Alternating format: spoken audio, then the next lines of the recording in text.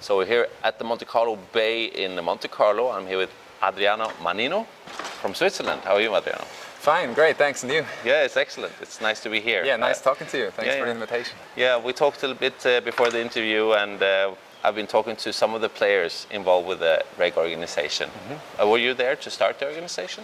Sorry? Were you involved in starting the organization? Yeah, I'm one of the co-founders and now the chairman of the board, but we were a bunch of people, young people in Switzerland with an interest in charity and effective charity, and we were then thinking about potential groups, communities that might also be interested in donating to effective causes, in also applying rationality, a mindset of statistics and numbers, of expected value maximization indeed to charity. And this is one line of thought that led us to the poker community. I guess several of you are into business outside this organization as well. Is there a business side of it to make a profit for yourself? No, we're not making any profits. Some of us do have business backgrounds, and indeed the whole mindset is actually trying to apply a businessy approach to charity as well. I mean, you know, in business or with economic decisions, say you're interested in buying a computer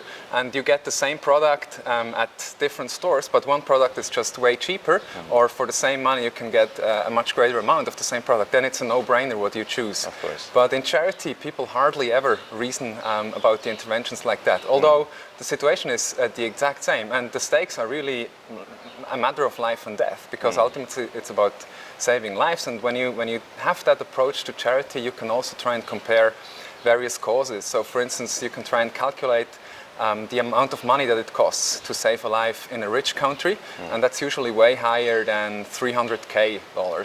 Whereas you can save incredibly a life for just about $3K in a really poor country, for instance by distributing anti-malaria bed nets. Several studies have really proven the impact that various charities are having in that sector. And so there as well, I mean, if we're investing a given amount of money into trying to make the world a better place, trying to save lives, then we should also try and maximize the amount of the number of lives that we do affect for the better. Yeah, of course. And poker players are usually quite picky. They're usually very intelligent people, and it's really nice to see them get involved with this. How come you approach the poker players? As I said, we have this businessy, this rational approach, although we're not making, I mean, it's a charity, it's a non-profit.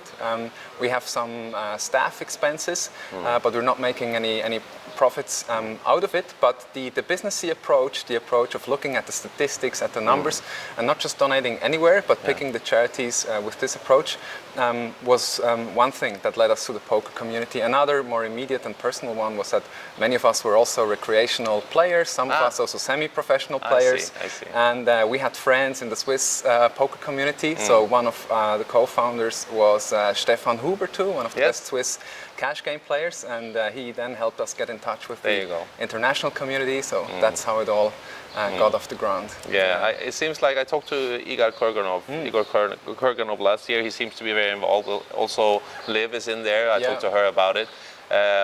So it seems like more and more poker players are getting in there. What about Martin Jacobson? Yeah, Martin also approached us because he said he thought what we were doing makes perfect sense. I mean, the reasons he gave us was, look, my life is pretty awesome, going great. I have resources to donate towards saving people that are suffering horribly. And then for him, he said that was a no-brainer. And of course, that resonates with our mindset.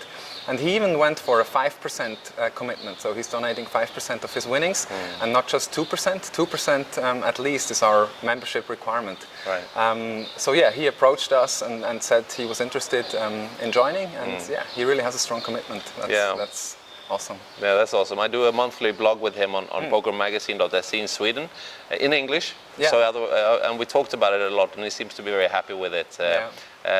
Will he continue doing it with you? I think so. There are no indications whatsoever to the contrary. I mean, well, of course, I mean, his life is now awesome. We hope that it will continue to be awesome, and then it will still be a no-brainer, I guess, for him to allocate a portion of his income to charity. I think it's quite a tricky situation when you work with charities and you want to work as marketable as possible in a good way to grow and so on. It's kind of a limbo to not be too business-like. You know what I mean? Well, Have you found any problems with that? yeah.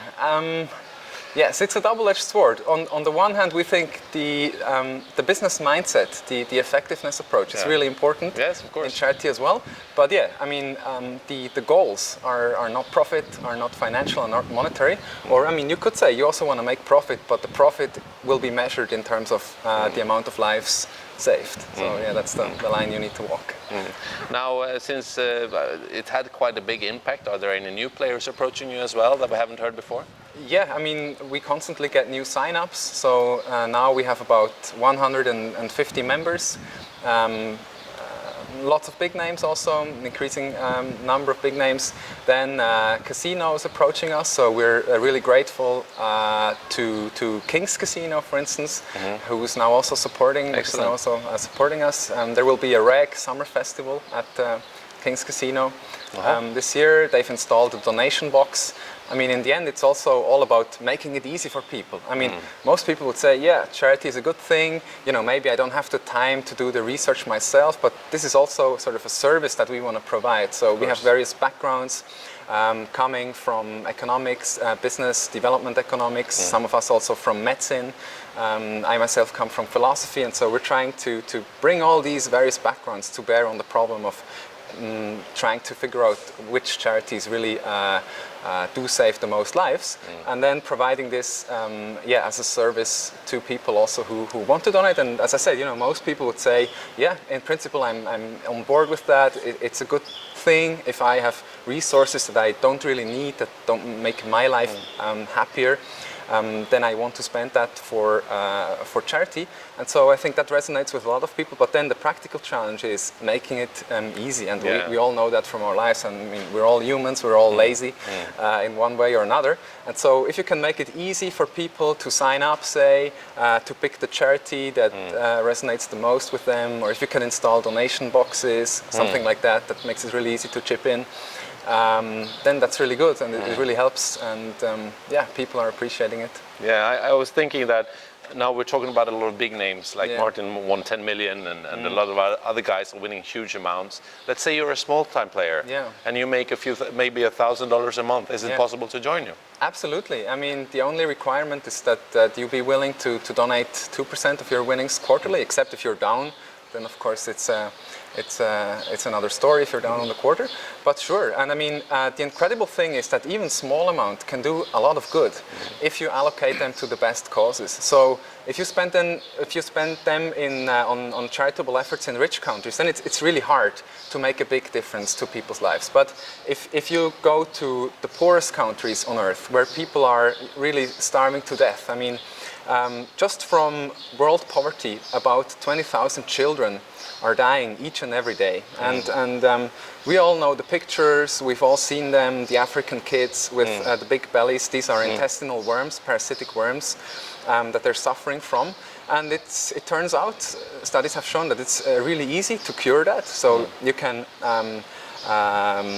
buy pills, medical pills, that cure the kids from these worms for just 50 cents per child per year.